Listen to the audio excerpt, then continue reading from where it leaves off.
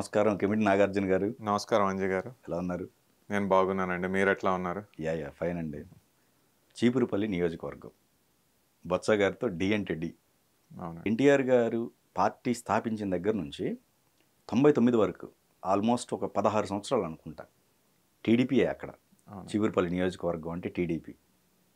బొత్స గారు రావడంతో మారిపోయింది, ఆయన చేతుల్లోకి వెళ్ళిపోయింది. ఒక 2 సార్లు, మళ్ళీ ఇది ఒక థర్డ్ టైం. అవునండి. సో ఇప్పుడు రేపు టఫే అనుకోవాలా? రేపు జరగబోయే ఎన్నికలు కూడా టఫే అనుకోవాలా మీ ఇద్దరి మధ్య? ఏమండి, నేను ఒకటి చెప్తున్నాను. రాబోతా ఉన్న ఎన్నికల్లో బొత్స సత్యనారాయణ గారిని మేము ఓడించడం తథ్యం. అది మేము చాలా కాన్ఫిడెంట్గా చెప్పగలం. మీరు చెప్పినట్టుగా చీపురుపల్లి నియోజకవర్గం అనేది తెలుగుదేశం పార్టీకి కంచుకోట.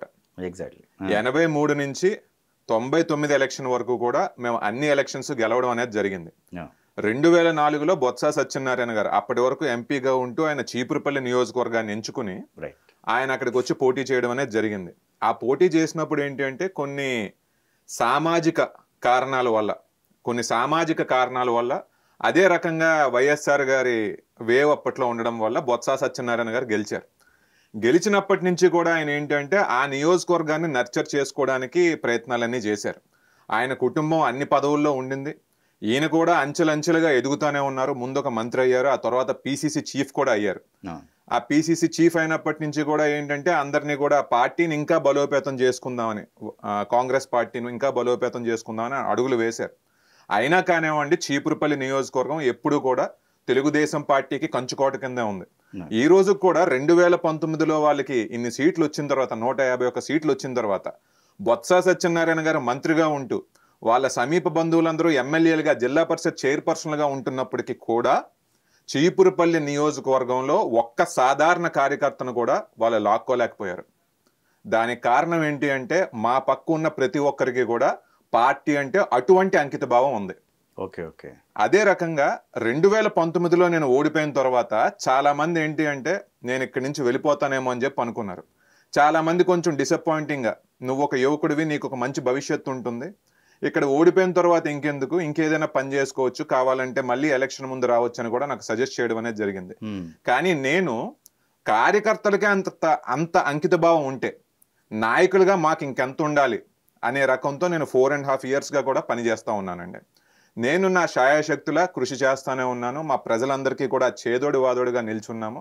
కాబట్టి ఈసారి జరగబోతా ఉన్న ఎన్నికల్లో బొత్స సత్యనారాయణ గారిని మేము ఓడించడం పక్కా అండి. సో అమ్మగారి తర్వాత మీరు ఛార్జ్ తీసుకున్నారు, ఎక్కడ మీ అంచనాలు తారుమారయ్యాయి? అంటే 2019 వరకు అయితేనండి, 2019లో బొత్స సత్యనారాయణ గారు గెలిచి ఉండొచ్చు, కానీ నైతికంగా గెలిచారని చెప్పి నేను అనుకోవట్లేదు. ఆన్ రికార్డ్ ఇది చెప్తా ఉన్నాను. ఎందుకంటే ఆయన తమ్ముడు ఒక నియోజకవర్గంలో పోటీ చేస్తే సుమారు 30,000 మెజారిటీ వచ్చింది. ఆయన మేనల్లుడు ఎవరో పోటీ చేస్తే ఒక 29,000 వరకు మెజారిటీ వచ్చింది. నేను పోటీ చేస్తా ఉన్నప్పుడు, నాకు నామినేషన్ వేస్తా ముందు, నా టికెట్ డిక్లేర్ అయినప్పుడు నామినేషన్ వేస్తా ఉన్న సమయంలో ఈ కుర్రవాడు ఎవరు, ఇతను మేము ఈజీగా ఓడించవచ్చు, 50,000తో గెలుస్తామని అనుకున్నారు.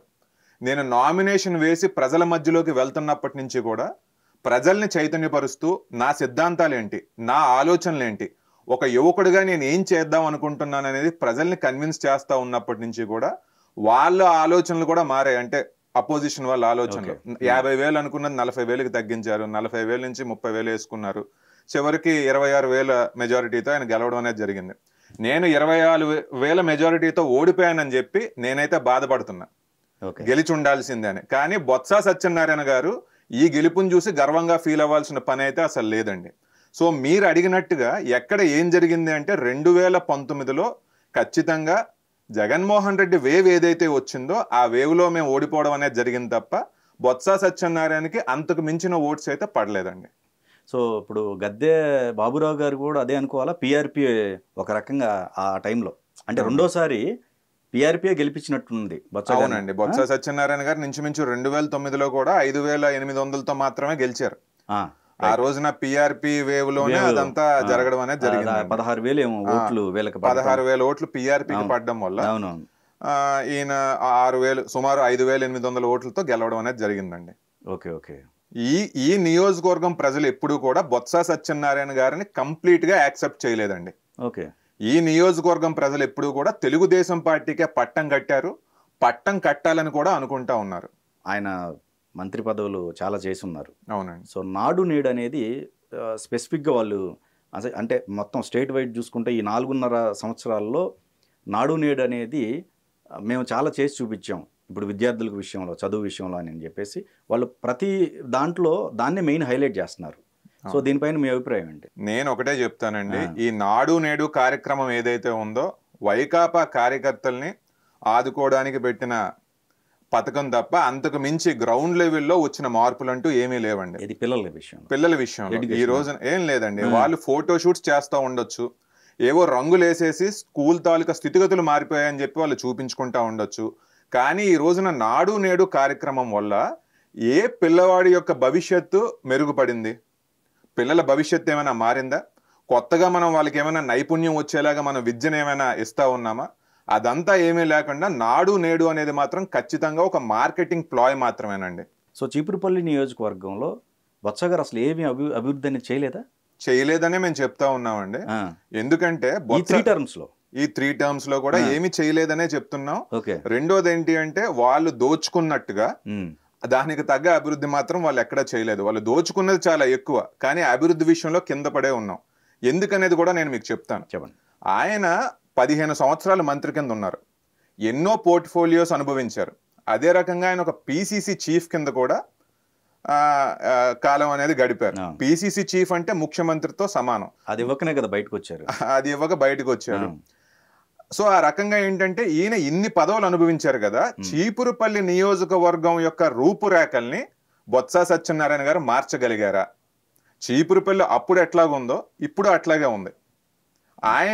ఆయన మంత్రి పదవులను వాడి చీపురుపల్లికి ఏమి అభివృద్ధి చేశారు? భారీ పరిశ్రమల శాఖ మంత్రి కింద చేశారు. చీపురుపల్లికి ఏమైనా మ్యానుఫ్యాక్చరింగ్ యూనిట్స్ని తెచ్చారా? తీసుకురాలేకపోయారు. ఆ తర్వాత హౌసింగ్ మినిస్టర్ కింద చేశారు.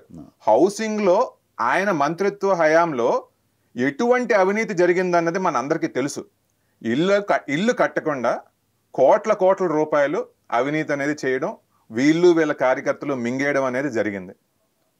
తర్వాత 2019లో ఆయన గెలిచిన తర్వాత, ఈ వైకాపా ప్రభుత్వం వచ్చిన తర్వాత ఆయన మున్సిపల్ శాఖ మంత్రి కింద పనిచేశారు. ఇప్పుడు విద్యాశాఖ మంత్రి కింద కూడా పనిచేస్తున్నారు. మరి వీళ్ళు ఈ విద్యాశాఖ మంత్రి కింద కొత్తగా ఒక కళాశాల అయినా తీసుకొచ్చారా అండి? ఈ 4.5 years లో తీసుకొచ్చిందంటూ ఏమీ లేదు. పోనీ ఆయన మంత్రిత్వ శాఖను ఉపయోగించి, ఆయన పలుకుబడిని ఉపయోగించి ఎక్కడ ఏమైనా ఒక కొత్త రోడ్డు అయినా వేశారండి 4.5 years లో? అది కూడా లేదు. బొత్స సత్యనారాయణ గారు పదవులు అయితే అనుభవించారు తప్ప ఆ పదవులకు తక్క అభివృద్ధి మాత్రం చీపురుపల్లికి జరగలేదు. అభివృద్ధి అంటూ ఎక్కడైనా జరిగింది అంటే ఆయన కుటుంబానికి మాత్రం బాగా జరిగింది. ఆయన కుటుంబ సభ్యులు అందరూ కూడా ఏదో ఒక పదవిలో ఉన్నారు. ఆయన కుటుంబ సభ్యులు అందరూ కూడా ఎక్కడ ఛాన్స్ దొరికినా ఏదో ఒక అవినీతి తరపున ఏదో ఒక అవినీతి చేసి డబ్బులు అయితే సంపాదించుకుంటా ఉన్నారు తప్ప చీపురుపల్లి ప్రజలకు మాత్రం చేసిందేమీ లేదండి. అదే రకంగా ఇంకొక విషయం కూడా మనం మాట్లాడుకోవాల్సిన అవసరం ఉంది. ఈ రోజున మీరు నాడు నేడు గురించి మాట్లాడారు. అదే రకంగా ఈ విద్యాశాఖలో జరుగుతూ ఉన్న అవకతవకలు మనం మాట్లాడుకోవాల్సిన అవసరం ఉంది. ఈ రోజున విద్యా కానుక కింద ఇస్తా ఉన్న కిట్లు ఎందుకు నాసి రకం ఇస్తున్నారు? ఆ బ్యాగులు ఏవైతే ఉన్నారో స్టూడెంట్స్కి అందుతా ఉన్న బ్యాగులు 2-3 రోజుల్లోనే ఎందుకు చిరిగిపోతా ఉన్నాయి? అంటే నాసి రకం బ్యాగులు కొని దాని మీద ఎవరు కమిషన్లు తీసుకుంటున్నారు, ఎంత కమిషన్లు తీసుకుంటున్నారు? రెండో విషయం, ప్రతి అకాడమిక్ ఇయర్లో కూడా ఇన్ని నెంబర్ ఆఫ్ స్టూడెంట్స్ అనే వాళ్ళు ఉంటారండి. ఆ నెంబర్ ఆఫ్ స్టూడెంట్స్ ఎంతమంది అయితే ఉంటారో మనం అన్ని బ్యాగులు కొనాలి, అన్ని కిట్స్ కొనాలి. దానికి ఎడిషనల్గా ఒక 5% 10% కిట్స్ కొన్నంత వరకు ఓకే. కానీ ఇయర్ ఆఫ్టర్ ఇయర్ మీరు ఎక్కువ ఎందుకు కొనుక్కుంటూ వెళ్తున్నారు? ఈ రోజున 7.5 లక్షల వరకు కూడా ఈ కిట్లు అదనంగా కొన్నారు. ఆ కిట్లుకి పేమెంట్స్ అయితే అయ్యాయి, కానీ ఆ కిట్లు ఇప్పుడు ఎక్కడున్నాయో చెప్పలేని పరిస్థితిలో ప్రభుత్వం ఉంది. అంటే ఇదంతా అవినీతి కుంభకోణం కాదా? ఇదంతా బొత్స సత్యనారాయణ గారి మంత్రిత్వ శాఖలో జరుగుతూ ఉంది అంటే ఆయనకు బాధ్యత ఉందా లేదా? ఈ 100 కోట్ల అవినీతి జరుగుతూ ఉంటే దీని గురించి కూడా బొత్స సత్యనారాయణ గారు మాట్లాడాల్సిన అవసరం ఉంది. అదే రకంగా ఈ రోజున పిల్లలకి మధ్యాహ్న భోజనంతో పాటు చెక్కీలు పడతా ఉంటారు. ఆ చెక్కీలు నాసి రకంగా ఉన్నాయని చెప్పేసి ఎప్పటి నుంచో కంప్లైంట్స్ వస్తూనే ఉన్నాయి. అయినా కూడా టెండర్లు లేకుండా అదే కాంట్రాక్టర్కి మళ్ళీ ఇస్తున్నారు అంటే బొత్స సత్యనారాయణ గారికి వెస్టెడ్ ఇంట్రెస్ట్ ఉందా లేదా? అంటే పిల్లలకి సంబంధించిన శాఖలో కూడా మీరు అవినీతి చేస్తున్నారు. ఇదంతా కూడా ప్రజల మధ్యలోకి మేము తీసుకువెళ్ళాము, ఇంకా తీసుకువెళ్తానే ఉంటాము. ప్రజలు ఇదంతా గుర్తిస్తున్నారు. వీళ్ళందరికీ కూడా తగిన గుణపాఠం కూడా ఈ ఎలక్షన్స్ లో చెప్తారండి. అభివృద్ధి పక్కన పెడదామండి. పోనీ సమస్యలు వచ్చి ఏదన్నా చెప్పుకున్నప్పుడు వాళ్ళకి అందుబాటులో ఉంటున్నారా? ప్రజలకు అందుబాటులో ఉంటున్నారేనా? బొత్స సత్యనారాయణ గారు ఆయన మంత్రిగా ఉంటూ ఎక్కడో విజయవాడలో ఉంటారు, ఇంతకు ముందు హైదరాబాద్లో ఉండేవారు. ఈ మధ్య విశాఖపట్నంలో ఉండి అక్కడి నుంచి ప్రెస్ మీట్స్ పెడుతున్నారు తప్ప చీపురుపల్లి నియోజకవర్గానికి మాత్రం ఆయన వచ్చేది చాలా తక్కువ అండి. ఇంతకు ముందు అయితే 6 నెలలకు ఒకసారి వచ్చేవారు. ఈ మధ్య దయతలిచి కరుణ చూపిస్తూ 3 నెలలకు ఒకసారో 2 నెలలకు ఒకసారో రావడం ప్రారంభించారు. ఇంకా ఇది ఎన్నికల సమయం వచ్చింది కాబట్టి, తెలుగుదేశం పార్టీ చాలా స్పీడ్గా ఉంది కాబట్టి, మేమందరం ఎప్పుడూ కూడా క్షేత్రస్థాయిలోనే పని చేస్తున్నాం కాబట్టి ఇంకొంచెం ఫ్రీక్వెన్సీ ఈ మధ్య పెంచుతున్నారే తప్ప ఆయనైతే చీపురుపల్లి నియోజకవర్గంలో ఉన్నది చాలా తక్కువ. ఇంకా ఆన్ రికార్డ్ చెప్తున్నా, చీపురుపల్లి నియోజకవర్గం ప్రెమిసెస్లో ఆ హద్దుల్లో ఈయన ఒక్క రాత్రి కూడా పడుకోలేదండి. అవునా? ఒక్క రాత్రి కూడా చీపురుపల్లి ఆయన పడుకోలేదు. ఆయన ఉంటే విజయనగరం లేదా విశాఖపట్నం లేదంటే హైదరాబాద్ తప్ప చీపురుపల్లి ప్రజల మధ్యలో ఆయన ఒక్క రాత్రి కూడా గడపలేదు. ఏది ఈ 4.5 సంవత్సరాలు అయితే ప్రీవియస్లీ కూడా ఓకే. చీపురుపల్లిలో ఆయన లేరు అసలు. Okay okay. ఆ పవర్ ని చూపించి, ఆయన డబ్బుల్ని చూపించి, ఆయన ఒక వర్గాన్ని క్రియేట్ చేసుకుని వాళ్ళందరితో రౌడీయిజం చేయించో లేదా ఆధిపత్యాలు చేయించో వచ్చినప్పుడు గెలుస్తా ఉన్నారు తప్ప ఆయన అంతకు మించి ప్రజానాయకులు అయితే కాదు. మద్యం విషయంలో కంట్రోల్ అయినట్టేనా ఆ నియోజకవర్గం వరకు? మద్యం విషయంలో ఎలా ఉంది? మీరు అడిగినట్టుగా ఏంటంటే మద్యం సిండికేట్లు విజయనగరం జిల్లాలో నడిపించిందంటూ ఎవరైనా ఉన్నారంటే బొత్స సత్యనారాయణ గారు. విజయనగరం జిల్లా ప్రజలకి ముందుగా మద్యం అలవాట్లు ఎప్పుడూ ఉండేవి కాదు. 2006లో ఒక బై ఎలక్షన్ జరిగినప్పుడు మొట్టమొదటిసారిగా ఏంటంటే ఎలక్షన్ కోసం మద్యం పంపిణీ చేసిన వ్యక్తి బొత్స సత్యనారాయణ గారు. ఆ తర్వాత నుంచి కూడా ఏంటంటే ఆయనే సిండికేట్లు నడుపుతూ, ఆయనే అన్నిటినీ కూడా రెగ్యులేట్ చేస్తూ, కంట్రోల్ చేస్తూ, ప్రజలందరికీ కూడా వాటిని పంపిణీ చేయడంతో పాటు ఏంటంటే అన్నిటి మీద ఎంఆర్పి రేట్లకు మించి రేట్లు ఒక 20 రూపాయలు 30 రూపాయలు సీసా మీద పెట్టి ఆయన డబ్బులు అక్రమార్జన చేసేవారండి. అంటే ప్రజలకి ఒక 100 రూపాయలకి ఇవ్వాల్సిన సీసా కూడా 130కో 140కో అమ్మేలాగా చేసింది బొత్స సత్యనారాయణ గారు. అదనంగా తీసుకున్న ఈ 30-40 రూపాయలు కూడా ఆయన జోబులో పెట్టుకుని ఆయన ఈ రోజున 1000 కోట్లకు అధిపతి అయ్యారు. ప్రజలందరూ కూడా దీన్ని గమనిస్తున్నారు. అదే రకంగా బహుశా ఈ నుంచే ఒక ఎగ్జాంపుల్ కింద తీసుకుని ఈరోజు మద్యం మీద 1000 కోట్లు జగన్మోహన్ రెడ్డి గారు సంపాదించారంటే దానికి ఎగ్జాంపుల్ బొత్స సత్యనారాయణ గారేనేమో. ఒక జిల్లాలో ఈ రకంగా చేస్తే జగన్ గారు రాష్ట్రం అంతా ఆ రకంగా చేశారు. నెలకి 1000 కోట్లు ఈరోజు జగన్మోహన్ రెడ్డి గారు సంపాదిస్తున్నారు బొత్స సత్యనారాయణ గారిని ఎగ్జాంపుల్ కింద తీసుకుని. Okay okay. సో ఈ రోజుకి చీపురుపల్లి నియోజకవర్గంలో మద్యం ఉందా అంటే మద్యం ఉంది. అది ఎవరు రన్ చేస్తున్నారంటే ఈరోజు బొత్స గారి బదులు జగన్ గారు రన్ చేస్తున్నారు. అదే రకంగా ఈ రోజున టీచర్ల బదిలీలు మనం తీసుకుందామండి. ఇంచుమించు ఒక 1500 వరకు కూడా కౌన్సిలింగ్ ప్రక్రియ అయిపోయిన తర్వాత అక్రమంగా టీచర్లందరికీ కూడా బదిలీలు చేస్తూ వాళ్ళ దగ్గర కూడా పెద్ద మొత్తంలో అవినీతి సొమ్ములు తీసుకున్నారు బొత్స సత్యనారాయణ గారు. అదే రకంగా నేను ఇంకొక మాట కూడా 2019లో చాలా విస్తృతంగా ప్రతి గ్రామంలోకి కూడా వెళ్ళి నేను అడిగిన మాట ఏంటి అంటే, వీళ్ళు రోడ్లు వేయించినప్పుడు లేదా ఇంకేదైనా అభివృద్ధి కార్యక్రమం చేసినప్పుడు వాటి మీద పర్సంటేజీలు తీసుకున్నారా తీసుకోలేదా? అంటే ప్రభుత్వం తరపు నుంచి ఖర్చు చేసిన ప్రతి రూపాయి మీద కూడా వీళ్ళు ఎంతో కొంత పర్సంటేజీలు తీసుకున్నారు. ఇప్పుడు మనం అనుకున్న ఈ 4-5 ఆస్పెక్ట్స్ అన్నీ కూడా ప్రజాసొమ్ము కాదా, ప్రజాసొమ్ము లూటీ చేసినట్టు కాదా? ఎవరైనా ఏంటంటే 100 రూపాయలు 1000 రూపాయలు తీసుకున్నప్పుడు వాళ్ళు కనిపిస్తారు, మనందరం కూడా వాళ్ళని దొంగ దొంగ అని చెప్పి అరుస్తాం. కానీ బొత్స సత్యనారాయణ గారు సంస్థాగతంగా అవినీతి చేసి కొన్ని 1000 కోట్లకు అధిపతి అయ్యారండి. మీ ఇద్దరి మధ్య డి అంటే డి అనే సిచ్యువేషన్ ఎప్పుడు వచ్చింది? 2019లో ఓడిపోయినప్పటి నుంచి కూడా నేను ఎక్కడ బ్రేక్ తీసుకోలేదు, నేను ఎక్కడ తగ్గలేదు. ఎటువంటి సమస్య వచ్చినా నేను రోడ్డెక్కి పోరాడాను. విద్యుత్ మీద సమస్య వచ్చినా నేను పోరాడాను. మాకు ఆర్ఈసిఎస్ అనే సంస్థ ఉంది, అది వచ్చినా నేను అక్కడ పోరాడాను. మా రైతులకి ధాన్యం కొనుగోలు జరగక, మొక్కజొన్న కొనుగోలు జరగకపోయినా నేను రోడ్డెక్కి పోరాడాను. మా కార్యకర్తను ఎవరినైనా ఇబ్బంది పెట్టి పోలీస్ స్టేషన్లో వాళ్ళని పెట్టినా నేను పోరాడాను. వాళ్ళకు ఒక భూ సమస్య వచ్చి వాళ్ళ దగ్గర నుంచి భూములు లాక్కోవాలని చూసినా నేను పోరాడాను. రెవెన్యూ డివిజన్ అనేది అన్ని దగ్గరలో వచ్చి చీపురుపల్లికి రావాల్సిన అన్ని అర్హతలు ఉన్నా చీపురుపల్లి రాకపోతే నేను పోరాడాను. ఇదంతా ప్రజలు గమనించారు. నాగార్జున అనేవాడికి ఖచ్చితంగా మంచి రాజకీయ భవిష్యత్తు ఉంది, తనకు ఒక అవగాహన ఉంది, తినిని ఒకసారి గెలిపించాము అంటే ఖచ్చితంగా ఏదో ఒక అభివృద్ధి చేస్తాడు అన్న ఫీలింగ్ వాళ్ళకి వచ్చిందండి. అది వచ్చినప్పుడు ఆటోమేటిక్గా ఏంటి అంటే ఈ డి అంటే డి అందామా లేదా గెలుద్దాం అన్న టాక్ అనేది వచ్చిందండి. ప్రతి దగ్గర కూడా నేను ఒకటే చెప్తాను, నేను ఓడిపోయిన మాట వాస్తవం, 26,000తో ఓడిపోయిన మాట వాస్తవం. ఆ రోజు నుంచి నేను తగ్గించుకుంటూ వచ్చి చివరిగా ప్లస్లోకి వచ్చాం. దీనికోసం ఏంటంటే మన కష్టం అందామా లేదంటే ప్రజలు చూపించే అభిమానం అందామా అంతా కూడా ఫ్యాక్టర్స్ ఏనండి. గత ఎన్నికల్లో చూసుకున్నట్టయితే జనసేన ప్రభావం అంతగా లేదు, అప్పుడు పీఆర్పీకి ఉన్న దాని కంపేర్ చేసుకుంటే. అవునండి. సో జనసేన సపోర్ట్ ఎలా ఉండొచ్చు? ఖచ్చితంగానండి. జనసేన టీడీపీ కలవడం అనేది రాష్ట్రం అంతా కూడా ఒక మంచి శుభ పరిణామం. తెలుగుదేశం పార్టీ కష్టంలో ఉన్నప్పుడు మా అధినేతను అన్యాయంగా అరెస్ట్ చేసినప్పుడు పవన్ కళ్యాణ్ గారు వచ్చి మేము మీతో ట్రావెల్ అవుతామని చెప్పడం అనేది జరిగింది.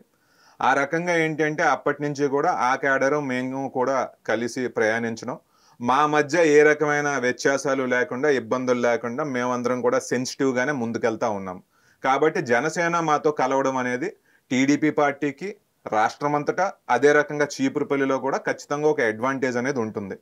అదే రకంగా నేనేంటి అంటే మా కలయిక ఈ మధ్య వచ్చి ఉండొచ్చు, కానీ 2-3 సంవత్సరాల నుంచి కూడా మేము ఏ రకమైన ప్రజా పోరాటాలు చేసినా జనసేన ఒక యువకులు ఎవరైతే ఉన్నారో వాళ్ళందరినీ కూడా మేము మాతో పాటు భాగస్వామ్యాలను చేసాం. వీళ్ళందరితో కూడా మేము ట్రావెల్ చేస్తూ ఉన్నాం. సో వాళ్ళందరి సపోర్ట్ కూడా 2024లో మాకు ఉండబోతా ఉంది. విజయనగరం ఒక రాచరిక వ్యవస్థ అనుకుందామండి, అక్కడ రాజులు దానికి సంబంధించిన ఒక హిస్టరీ ఉందనుకుందాం, వారసత్వం ఉంది. సో ఇక్కడ మీ మండలాల్లో కూడా ఆ మండలం ఒక మండలంలో సేమ్ ఇదే కేటగిరీ అనుకోవాలా? మెరకముడిదాం మండలం అదేనా? అవునండి. మెరకముడిదాం మండలంలో ఎప్పటికీ కూడా కొన్ని స్థితిగతులు ఏ రకంగా ఉంటాయి అంటే కొంతమంది నాయకులు ఆ మండలాన్ని వారి గుప్పిట్లో పెట్టుకుందామని చూస్తారు. ఆ మండలంలో ఏ పరిస్థితులు ఎట్లాగంటే ఒక ఊర్లో ఆయన ముందు నుంచి ఎవరు కూడా బైక్ తొక్కుని వెళ్ళడానికి లేదు. ఇప్పటికీ కూడా ఆయన ఎవరైనా కలవాలి అనుకుంటే ఇంటి బయటే చెప్పులు పెట్టాలి, చేతులు కట్టుకుని ఉండాలి, ఆయన కూర్చుంటే కూర్చోడానికి కూడా లేని పరిస్థితులు ఇంకా ఉన్నాయి. వీటన్నిటినీ కూడా 2019లోనే నేను ప్రశ్నించాను. ఆ రోజున ఇవన్నీ కూడా కరెక్ట్ కాదని చెప్పడం జరిగింది. మీరు గనక నన్ను ఎన్నుకున్నారు అంటే మార్పు నేను తీసుకొస్తానని 2019లో చెప్పాను. చెప్పినప్పుడు ప్రజల్లో ఒక ఆశ అనేది కలిగింది, కానీ వేవ్ ప్రకారం వాళ్ళకే ఓటేశారు. కానీ ఈ రోజున ప్రజలందరూ కూడా వాటిని వ్యతిరేకిస్తూ మా పక్క నిలుస్తున్నారు. ఎంతో మంది నాయకులు ఆ మండలంలో ఏదైతే జరుగుతూ ఉందో ఇది కరెక్ట్ కాదు, 2024లో మనిషి అనేవాడికి గౌరవం ఇవ్వాలి, ఆ మనిషికి గౌరవం ఇవ్వలేని పార్టీలో మేము ఉండలేమని మీరు చెప్పిన గ్రామాల్లోంచి కూడా మా పార్టీలో ఎడిషన్స్ జరిగాయి. ఇంకో గ్రామంలో మాకు బూత్ ఏజెంట్ని కూడా లేనివ్వకుండా చేసి కేవలం 20 ఓట్లు మాత్రమే మాకు వాళ్ళు పడేశారు. 580 ఓట్లు వాళ్ళు రిగ్గింగ్ చేసుకున్నారు. అటువంటి గ్రామంలో కూడా ఒక వర్గం వచ్చి మాతో పాటు చేరింది. ఈ రోజున ఆ గ్రామం కూడా ఈక్వల్ అవబోతా ఉంది. కాబట్టి ఎంతో మంది ఈ పరిస్థితులన్నింటినీ కూడా వ్యతిరేకించి తెలుగుదేశం పార్టీలోకి వచ్చి చేరుతున్నారండి. చీపురుపల్లి నియోజకవర్గంలో సమస్యలు తీసుకున్నట్టయితే మీరు ఐడెంటిఫై చేసిన సమస్యలు ఏమి ఉన్నాయి మేజర్గా? చీపురుపల్లిలో అభివృద్ధి అనేది జరగలేదండి. చీపురుపల్లికి ఉపాధి అవకాశాలు అనేవి లేవండి. బొత్స సత్యనారాయణ గారు ఎన్ని సంవత్సరాలు మంత్రిగా ఉంటూ ఇందాక చెప్పినట్టుగా ఆయన కనీసం ఒక ఫ్యాక్టరీ కూడా అక్కడ తీసుకొచ్చిన పరిస్థితి లేదు. రీసెంట్గా కూడా జాబ్ మేళా జరిగినాయి కదండి. జాబ్ మేళాలన్నీ పెట్టడమే తప్ప దానికి తగ్గనివి అంటూ ఎవరికి వచ్చేవి కూడా ఏమీ లేదండి. జాబ్ మేళా పెట్టారు, ఎంతమందికి ఉద్యోగం ఇచ్చారో ఆయన బయట చెప్పుకోగలుగుతున్నారా? చీపురుపల్లి నియోజకవర్గంలో ఉన్న యువత ఎవరైతే ఉన్నారో వాళ్ళంతా ఇప్పటికీ కూడా వలసలకి బయటికి వెళ్ళిపోతా ఉన్నారు తప్ప అక్కడికి లోకల్గా ఎంప్లాయ్మెంట్ క్రియేట్ చేయడం అంటూ బొత్స సత్యనారాయణ గారి హయాంలో జరగలేదు. అదే రకంగా ఏంటి అంటే విద్య పరంగా కూడా బొత్స సత్యనారాయణ గారు చేసిందంటూ అక్కడ ఏమీ లేదు. మెరకముడిదాం మండలం వాళ్ళకి స్ట్రాంగ్ హోల్డ్ అని చెప్పుకుంటారు. అక్కడ ఆయన హయాంలో ఒక జూనియర్ కాలేజ్ రాలేకపోయింది, మా మదర్ అక్కడ తీసుకొచ్చారు. అదే రకంగా మదర్ హయాంలో ఏంటంటే విద్యకు చాలా పెద్దపీట వేశారు. చీపురుపల్లి హెడ్ క్వార్టర్స్లో ఉన్న బాయ్స్ హై స్కూల్ ఏదైతే ఉందో దాన్ని అద్భుతంగా డెవలప్ చేసి దాని స్ట్రెంగ్త్ని డెవలప్ చేశారు. ఒక ఆదర్శ డిగ్రీ కళాశాల అనేది చీపురుపల్లికి తీసుకొచ్చారు. తీసుకురావడమే కాకుండా చీపురుపల్లికి గర్విడికి మధ్యలో ఒక మంచి లొకేషన్లో పెట్టించారు. బాహుబలి సెట్ స్టైల్లో ఆ కాలేజ్ అనేది ఉంటుంది. ఎందుకంటే గ్రామీణ ప్రాంతాల్లోంచి వచ్చే యువకులందరూ కూడా ఈ కాలేజ్లో చదువుకోవాలి అనే ఆశ కల్పించడానికి అంత ఇంట్రెస్ట్ తీసుకుని చేయడం అనేది జరిగింది. అదే రకంగా ఒక వెటర్నరీ డిగ్రీ కళాశాల కూడా కేంద్ర ప్రభుత్వం నుంచి వచ్చినప్పుడు చీపురుపల్లికి అది కావాలని చెప్పి అమ్మగారు మంత్రిగా శాంక్షన్ తెప్పించి 88 కోట్లతో వెటర్నరీ డిగ్రీ కళాశాల నిర్మించడం అనేది కూడా జరిగిందండి. ఈ రకమైన అభివృద్ధి అంతా కూడా తెలుగుదేశం పార్టీ హయాంలో మేము చేసుకోగలిగాం తప్ప బొత్స సత్యనారాయణ గారు చేసిందంటూ ఏమీ లేదు. అదే రకంగా మా రైతులందరికీ కూడా తోటపల్లి అనేది జీవనది. తోటపల్లి ద్వారా మా అందరికీ కూడా వాటర్ వస్తుంది మా రైతులకి. బొత్స సత్యనారాయణ గారు ఆయన 10 సంవత్సరాల్లో 2004 నుంచి 14 మధ్యలో అది పూర్తి చేసి ఉండొచ్చు. కానీ వాళ్ళకి అంకిత భావం లేక కాంగ్రెస్ హయాంలో అది పూర్తి చేయలేకపోయారు. మేము వచ్చిన తర్వాత విత్ ఇన్ 1 year మేము ఆ ప్రాజెక్ట్ పెండింగ్ పనులన్నీ పూర్తి చేయడం, అందరికీ నీరు ఇవ్వడం అనేది జరిగింది. బొత్స సత్యనారాయణ గారి తోటపల్లి విషయంలో ఎంత ఫెయిల్ అయ్యారు అంటే ఈ 4.5 సంవత్సరాలుగా దానికి కనీసం మెయింటెనెన్స్ వర్క్ చేయలేదండి. ఆగిపోయిన పనులు ఏవైతే ఉన్నాయో ఒక 5% or 6% ఆఫ్ వర్క్స్ అవి కూడా వాళ్ళు ఏమి చేయలేకపోయారు. పిచ్చి మొక్కలు అన్నీ కూడా ఆ ప్రాజెక్ట్లో వచ్చేసి అది చూస్తే అది వాటర్ ప్రాజెక్ట్ లాగా లేదు, ఈరోజు ఫారెస్ట్ ఏరియా లాగా ఉంది. ఓకే, ఆ రకంగా కూడా రైతుల్ని కూడా మోసం చేసి ఫెయిల్ అయ్యారండి బొత్స సత్యనారాయణ గారు. ఇళ్ల పట్టాలు ఇచ్చారు కదా, మరి మీ నియోజకవర్గంలో జరగలేదా ఇళ్ల పట్టాలకు సంబంధించి? అవన్నీ కూడా ఆ ఇళ్ల పట్టాలు ఏవైతే అరకొరగా ఎక్కడెక్కడైతే ఇచ్చారో ఎవరికి కూడా ఉపయోగం లేని ప్రాంతాల్లో ఆ పట్టాలు ఇవ్వడం అనేది జరిగింది. ఓకే, వాటితో పాటు ఏంటంటే అవన్నీ కూడా మ్యానిపులేట్ చేసి వాళ్ళ నాయకులే ముందా పట్టాలని ముందా ల్యాండ్ అంతా కూడా కొనడం, అందులో కూడా అవినీతి చేసి వాళ్ళు ఆ రకంగా బాగుపడ్డారే తప్ప ప్రజలకైతే ఏ రకంగానూ ఉపయోగపడలేదండి. అంటే మీరు ఇంతకుముందు అన్నారు బొత్స గారు గెలుపు కాదు, కేవలం వైసీపీ వేవ్ వల్ల ఆయన గెలిచారన్నారు. అవునండి. మరి ఇప్పుడు కూడా 175 టార్గెట్లో ఉన్నారు వాళ్ళు. మరి వేవ్ రన్ అవుతున్నారు కింద లెక్కగా. 175 అని చెప్పేసి వైకాపా చెప్పుకుంటున్నట్టుగా ఉన్నారు. ఆ రకంగా ఏంటంటే వైకాపాకి అయితే మాత్రం ఆ వేవ్ ఇప్పుడు లేదండి. మొన్న అసలు మనం ఎమ్మెల్సీ ఎన్నికల్లో తీసుకుందాం. ఎమ్మెల్సీ ఎన్నికల్లో పులివెందుల ప్రజలే తెలుగుదేశం పార్టీ ఎమ్మెల్సీకి పట్టం కట్టారు. కాబట్టి జగన్మోహన్ రెడ్డి గారు ఏంటంటే మేకపోతు గాంభీర్యం ప్రదర్శిస్తున్నారే తప్ప లోకల్గా గ్రౌండ్లో అయితే ఆ పరిస్థితి లేదండి. ఎందుకంటే మేము ప్రతి సాయంత్రం కూడా ప్రజల దగ్గరికి వెళ్తున్నాం, డోర్ టు డోర్ క్యాంపెయినింగ్ చేస్తున్నాం. చంద్రబాబు నాయుడు గారు వచ్చారంటే జరగబోతా ఉన్న మంచి ఏంటనేది వివరిస్తున్నాం. ఇది వివరిస్తూ ఉన్నప్పుడు ప్రజల నుంచి మాకు అపూర్వ స్పందన కనిపిస్తూ ఉంది. మీరు మా ఇంటికి రావాల్సిన పని కూడా లేదండి, జగన్మోహన్ రెడ్డి వల్ల మేము నష్టపోయాం, చంద్రబాబు నాయుడు గారే మళ్ళీ ముఖ్యమంత్రి అవ్వాలని చెప్పి వాళ్ళు చాలా కాన్ఫిడెంట్గా మాకు భరోసా ఇస్తున్నారు. కాబట్టి క్షేత్రస్థాయిలో అయితే 175 కాదండి, జగన్మోహన్ రెడ్డి గారికి 0 ఇచ్చినా ఆశ్చర్యపోవాల్సిన పరిస్థితి లేదు. సో ఈ 4.5 సంవత్సరాల జగన్మోహన్ రెడ్డి గారి పరిపాలనలో పరిపాలన పైన మీ అభిప్రాయం ఏంటి? ఒక ఫెయిల్యూర్ అండి, ఖచ్చితంగా ఫెయిల్యూర్. ఎందుకు అలా చెప్తున్నాను అంటే జగన్మోహన్ రెడ్డి గారు 4.5 సంవత్సరాల్లో చేసిన అభివృద్ధి ఏంటి? అసలు మన పట్టణాలను అభివృద్ధి చేయలేదు. సంక్షేమం ఉందిగా, సంక్షేమం అనేది మేజర్గా సంక్షేమం అని చెప్పి ఆయన చెప్తా ఉన్నారు.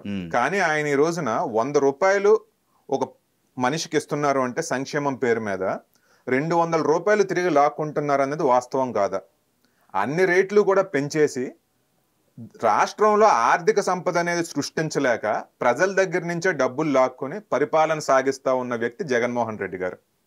అదే రకంగా ఆయన ఇప్పుడు ఏదైతే సంక్షేమ పథకాలు ఇస్తున్నారో ఈ సంక్షేమ పథకాల వల్ల ప్రజల యొక్క జీవన విధానాలు ఏమైనా మారాయా లేదా ఇంకా వెనక్కి వెళ్ళిపోయాయా? జగన్మోహన్ రెడ్డి గారి హయాంలో ప్రతి ఒక్కరూ కూడా జీవించడం అనేది ఇంకా దుర్భరం అయిపోయింది అన్నమాట వాస్తవం. అన్ని రేట్లు పెరిగిపోయాయి. ఈ రోజున మేము గ్రామాల్లో తిరుగుతూ ఉంటే ఎవరి దగ్గరికైనా ప్యాంప్లెట్ ఇద్దామని చెప్పి వెళ్తే కొన్ని ఇళ్లలో లైట్లు ఆపేసి ఉంటున్నాయి. ప్రజలు లేరేమో అనుకుని మనం అక్కడి నుంచి వెళ్ళిపోతూ ఉంటే ఉన్నాం బాబు అనుకుని వాళ్ళు బయటకు వస్తున్నారు.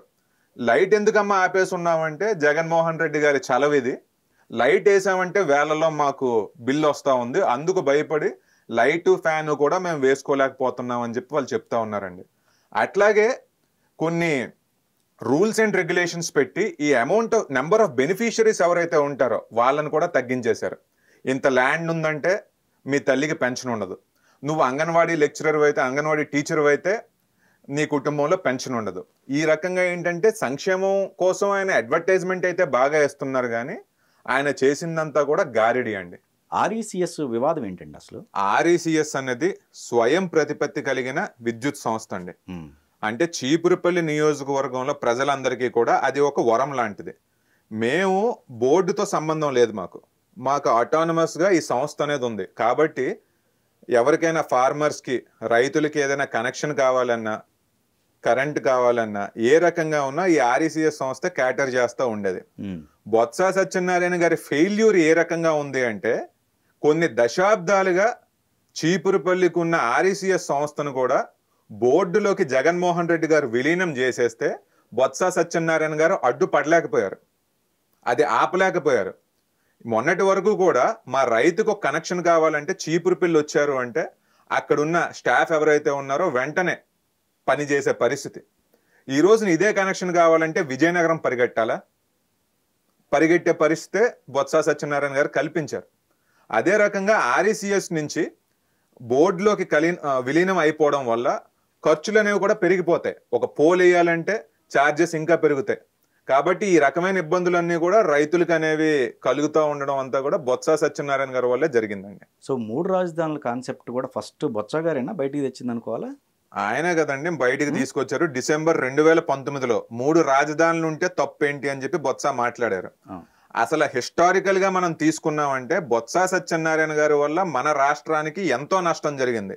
ఈ రకమైన డైలాగులు అతను ఎన్నో వేశారు. 2 రాష్ట్రాలు ఉంటే తప్పేంటి అన్నారు. ఈయన ముఖ్యమంత్రి అయిపోవడానికి 2 రాష్ట్రాలు ఉంటే తప్పేంటి అన్నారు. అసలు ముందు బీజం కూడా ఈయనతోనే పడింది.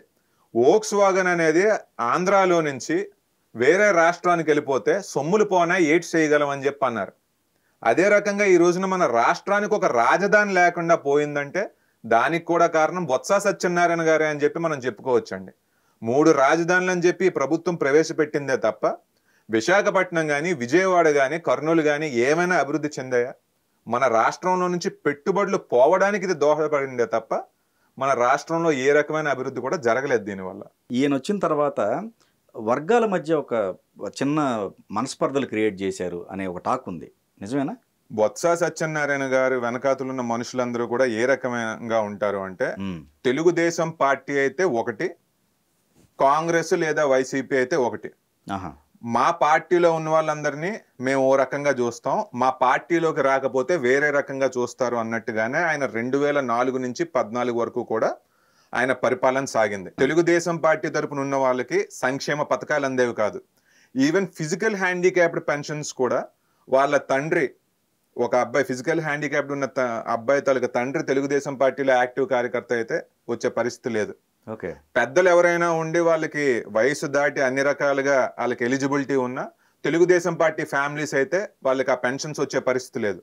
అదే పోలీస్ స్టేషన్కి ఏదైనా ఇబ్బంది ఉందని చెప్పి సామాన్య ప్రజలు వెళ్ళారు అంటే వైకాపా కాంగ్రెస్ వాళ్ళ తరపున తప్పున్నా తెలుగుదేశం పార్టీ పట్ల వాళ్ళ పక్క తప్పు లేకపోయినా వీళ్ళకి అగెయిన్స్ట్ గా మాట్లాడుతూ ఉన్న పరిస్థితి ఉండేదండి. 2019 నుంచి కూడా నేను ముందుకొచ్చి దాన్ని క్వశ్చన్ చేయడం స్టార్ట్ చేశాం. ఆ రకంగా అన్యాయం జరిగిందంటే ఊరుకునే ప్రసక్తి లేదు అని చెప్పి ప్రజలందరికీ కూడా చూపించాం. ఇట్లా చేసిన తర్వాత ఆబ్వియస్లీ క్వశ్చన్ చేసే ఒక పర్సన్ ముందుకు వచ్చారు అంటే వాళ్ళ స్పీడ్ కూడా తగ్గింది. ఎక్కువ శాతం కార్యకర్తల పైన తప్పుడు కేసులు పెట్టారని చెప్పేసి వచ్చింది. కొన్ని ఎగ్జాంపుల్స్ తీసుకుంటే చీపురుపల్లి నియోజకవర్గంలో విత్ ఇన్ ఫస్ట్ ఇయర్ లోనే మీరు చెప్పినటువంటి సంఘటనలు కొన్ని జరిగాయి. ఒకరు 1 సెంటు భూమి ఉండి అందులో వాళ్ళు బాత్రూమ్ కట్టించుకొని ఉంటే అది ఆ గ్రామ నాయకుడు ఆ బాత్రూమ్ కూల్చేసి ఆ భూములు లాక్కున్న పరిస్థితి మేము చూసాం. రైతులందరూ కూడా ఈ ప్రభుత్వం విత్తనాలు ఇవ్వట్లేదు అని చెప్పి తెలంగాణ నుంచి విత్తనాలు పాపం తెప్పించుకుంటే వాళ్ళందరి మీద కూడా కేసులు పెట్టాలని చూసిన పరిస్థితులు మేము చూసాం కరోనా టైంలో. ఇటువంటి సంఘటన జరిగినప్పుడు నేను ఆ లారీకి అడ్డంగా పడుకున్నాను. పోలీసులు ఉన్నారు అక్కడ, అగ్రికల్చరల్ డిపార్ట్మెంట్ ఆఫీసర్స్ ఉన్నారు అక్కడ. వీళ్ళు చేసిన తప్పేంటి, విత్తనాలు తెప్పించుకున్నా మీరు కేసులు రాస్తారని చెప్పి లారీకి అడ్డంగా పడుకున్న పరిస్థితి.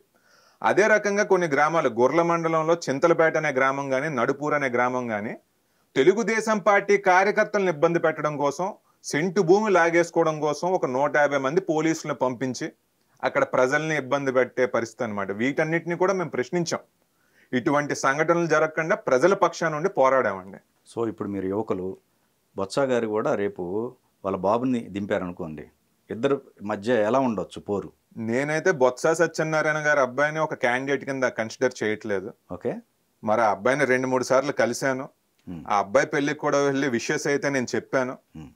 కానీ రాజకీయంగా నేను అతను ఒక క్యాండిడేట్ లా కన్సిడర్ చేయట్లేదు. ఎందుకంటే 2019లో నేను పోటీ చేద్దాం అనుకున్నప్పుడు దానికి ముందు నుంచి కూడా ఒక 2-3 సంవత్సరాల ముందు నుంచి కూడా నేను క్షేత్రస్థాయిలో పర్యటనలు చేశాను.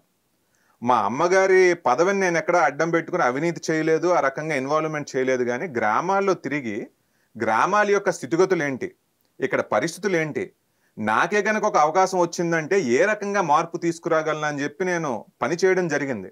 స్కూళ్ళలోకి వెళ్ళాను, కాలేజెస్లోకి వెళ్ళాను, ప్రజలందరికీ, స్టూడెంట్స్ అందరికీ కూడా అవగాహన సదస్సులు కల్పించాను. ఏ రకంగా చదువుకోవాలని చెప్పి చెప్పడం జరిగింది. గ్రామాల్లో ఎక్కడైనా రోడ్లు లేకపోతే సీసీ రోడ్డు ఇక్కడ ఉండాలి, ఇక్కడ పరిశుభ్రత విషయంలో తప్పు జరుగుతూ ఉంది, వీటన్నింటినీ కూడా మనం బాగు చేయాలని చెప్పి నేను గ్రామాల్లో క్షేత్రస్థాయిలో పర్యటనలు చేయడం అనేది జరిగింది. ఈ రోజున అబ్బాయి కనుక పోటీ చెయ్యాలి అనుకుని ఉంటే గత 2-3 సంవత్సరాలుగా ప్రజల మధ్యలోకి వచ్చి ఉండాల్సిందే, ప్రజల సమస్యలు ఏంటో తెలుసుకుని ఉండాల్సిందే. ఆ రకంగా చేయని వాళ్ళని నేను ఒక క్యాండిడేట్ కింద అనుకోవట్లేదండి. అయితే నేను మాత్రం ఒక విషయంలో పక్కాగా ఉన్నాను.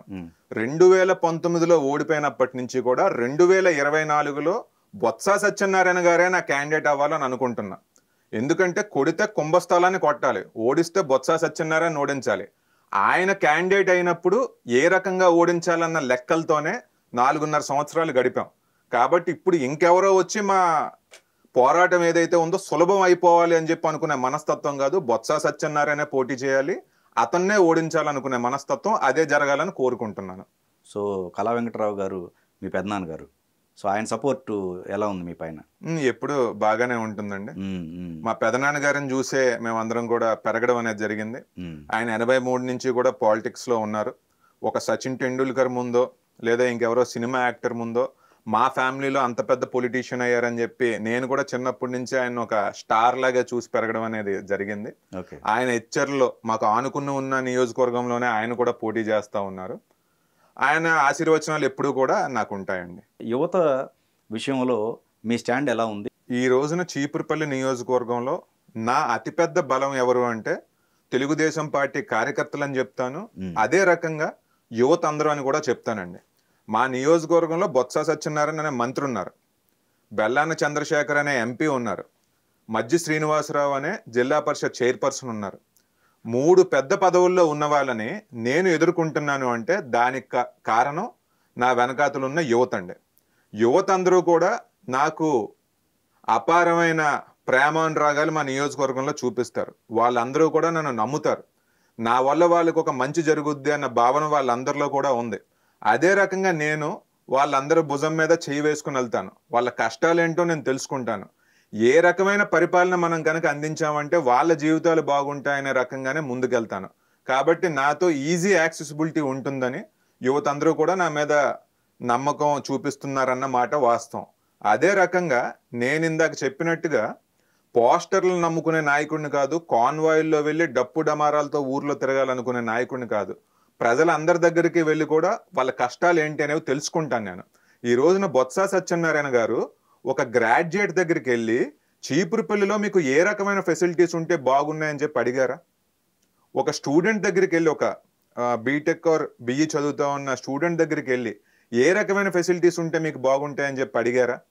నేను ప్రజలందరి దగ్గరికి వెళ్తున్నాను, యువతతో కూడా మమేకం అవుతా ఉన్నాను. ఈరోజు యువత చెప్పేది చీపురుపల్లిలో ఒక లైబ్రరీ ఎందుకు మనం కట్టించుకోలేం, చీపురుపల్లిలో స్టడీ సర్కిల్స్ మనం ఎందుకు పెట్టించుకోలేం.